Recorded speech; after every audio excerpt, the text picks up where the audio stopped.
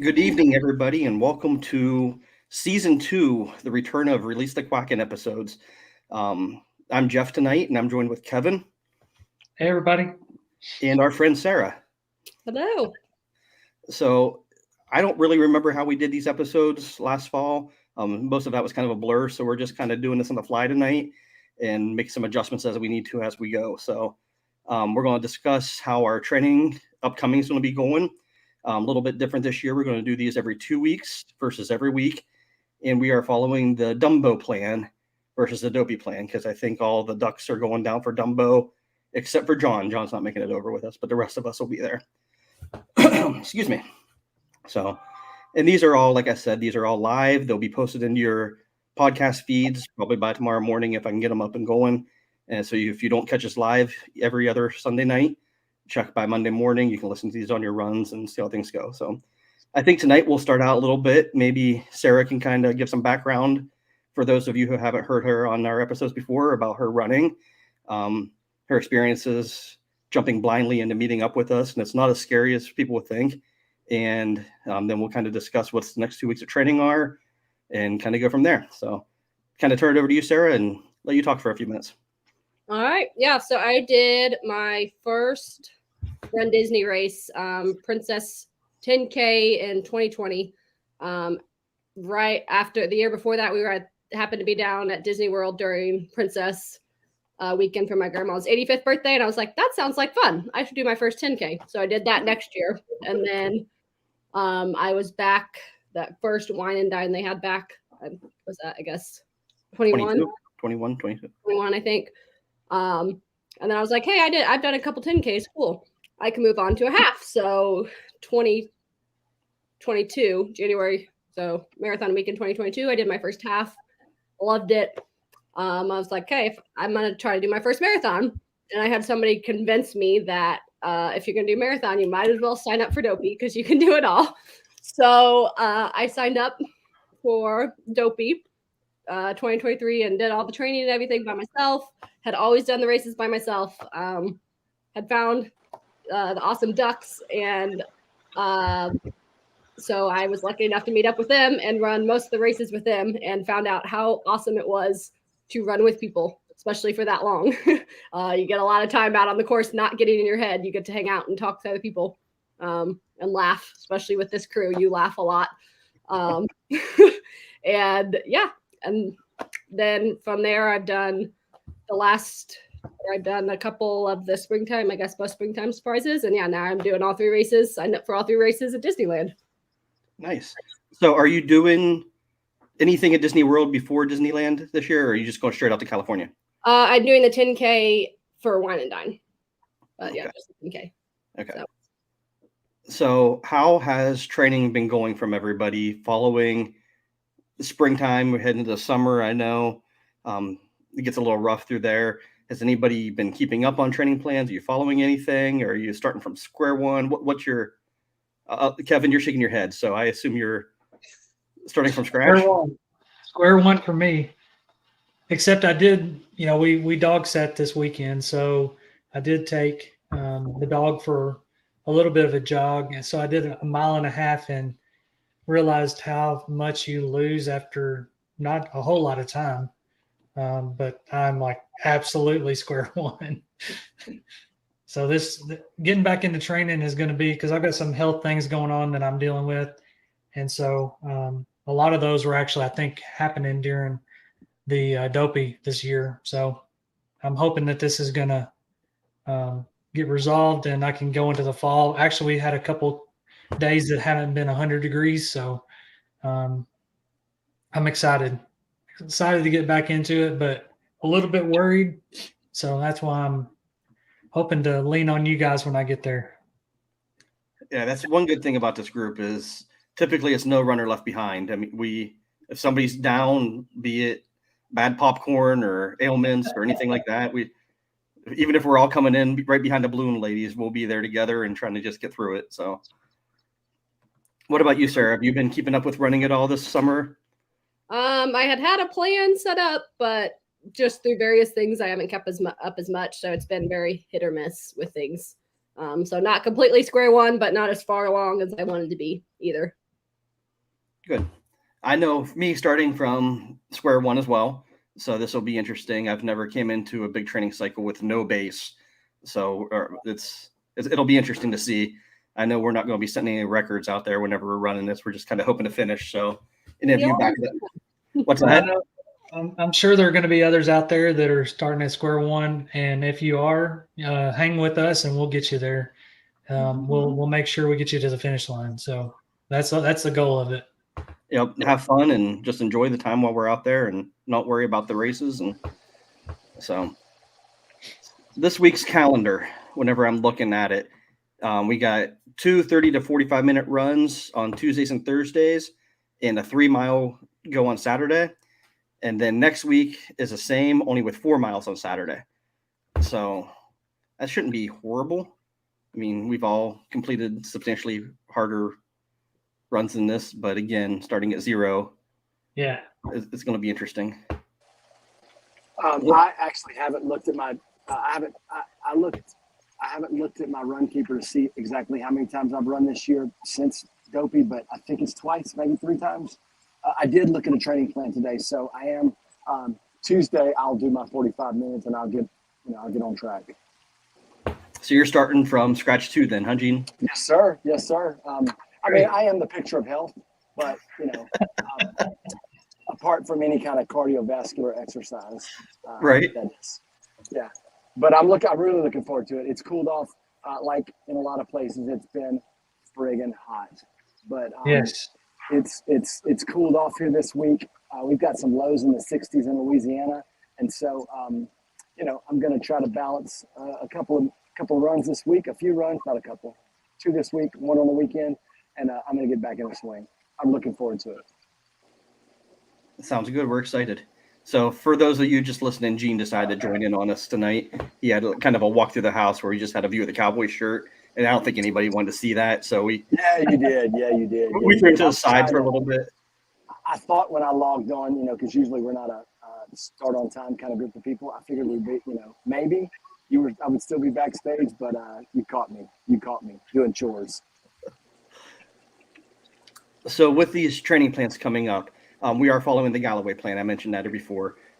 Usually with those, it's Tuesday, Thursday runs, a long run on the weekends. As we get later into these, there's going to be some back-to-backs on weekends. The half marathon training plan does extend past 13 miles. So just so you're aware, if you haven't looked at it yet, it's not going to be too bad, but hopefully we can go through. I might be looking at the wrong time here. Go ahead. What's that, Gene? No, you go ahead. I'm sorry, Kevin. I was just going to say it's more about time on your feet too. I mean, you get the time on your feet, you'll get to the finish line. I think you don't have to worry about pace and things like that. For the most part, as long as you're doing a pretty good interval, I think you'll be fine. So it's just don't overtrain yourself and end up getting injured, because then you won't make it to the start line. So take it easy for sure, especially getting started from scratch. If you're like us, don't go out there and try to do 10 miles. Ease into it a little bit. And if you have to walk a lot, that's okay. No problem at all. I would say that we all have the best intentions, but this group tends to undertrain rather than overtrain. I mean, that's just I just think you're right. We all have the best intentions. I don't know about you, Sarah, but the rest of us, I know we were all undertrained for the last 2 dopies, and we pulled through. But man, I am going to be trained up for this one for sure. All right, so we're taking bets. You can send your over under to us on how many runs that Gene will miss during the training cycle. What is it? 13 weeks, 3 runs a week mostly. I say we'll set the over under at 7.5. So send your bets of what you think it's going to be, of how many runs Gene will miss during the next couple months here. So the only reason I've missed runs is injury and illness. And so as long as I'm healthy, just like Dak Prescott, if he's healthy, he's on the field. If he breaks an ankle, what's he going to do? Same thing with me.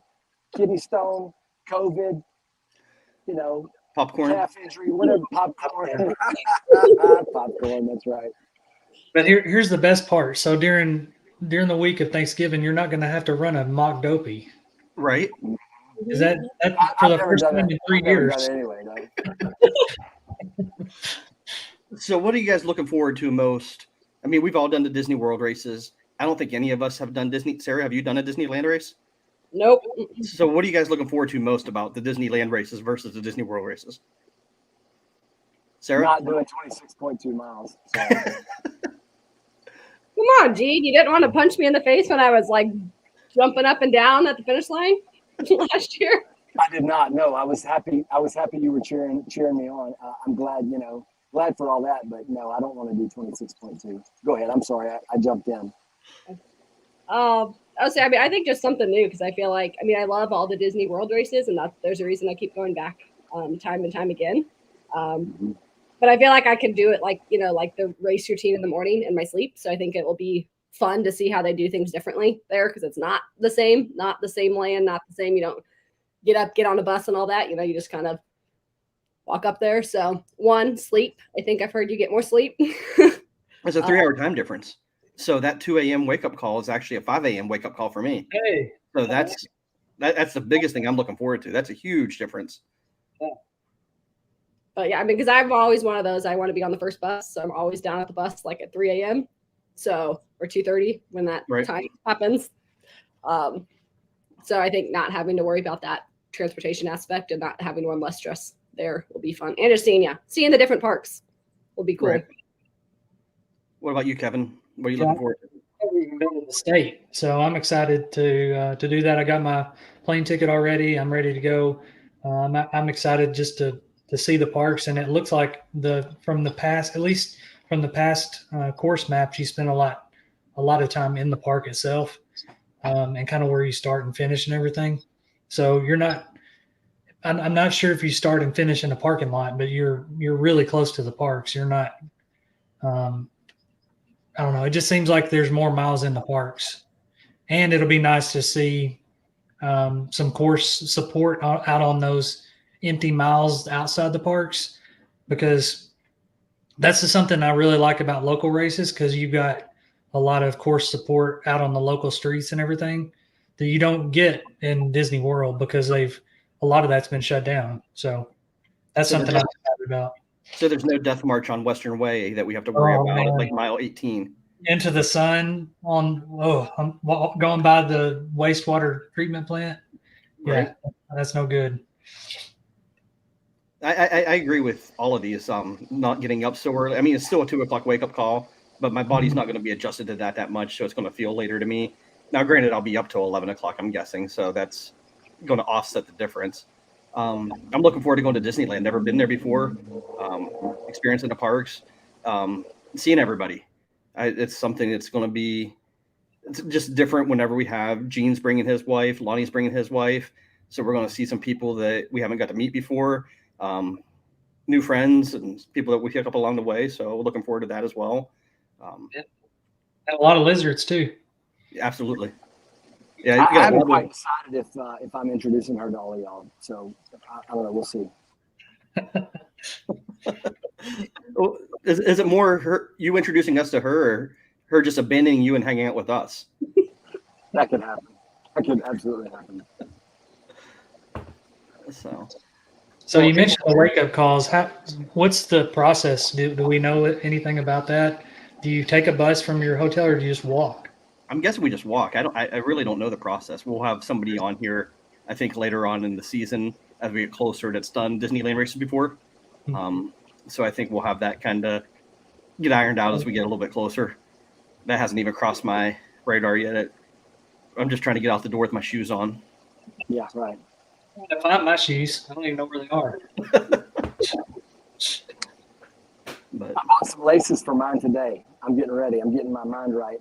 Kevin, I just want to go back to something you were talking about. You're talking about, people being out for, cheer you on, the community. Sounds to me like you're expecting some fan support, some Ducks fan support, to come out and cheer us on and try to maybe, touch Kevin, never wash their hand again, something like that. I don't know. You never know. You never know. You never know.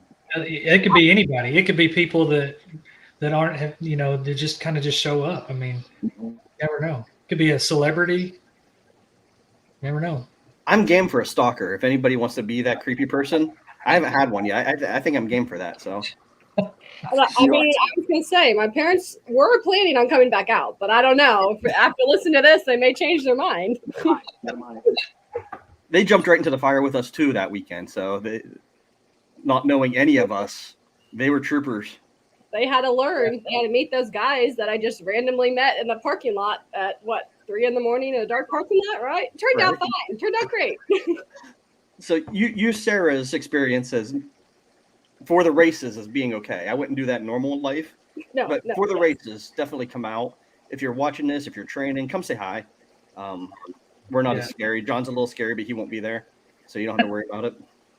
But definitely come out and say hi and meet us and run with us. We laugh. We're not fast. We never claim to be fast.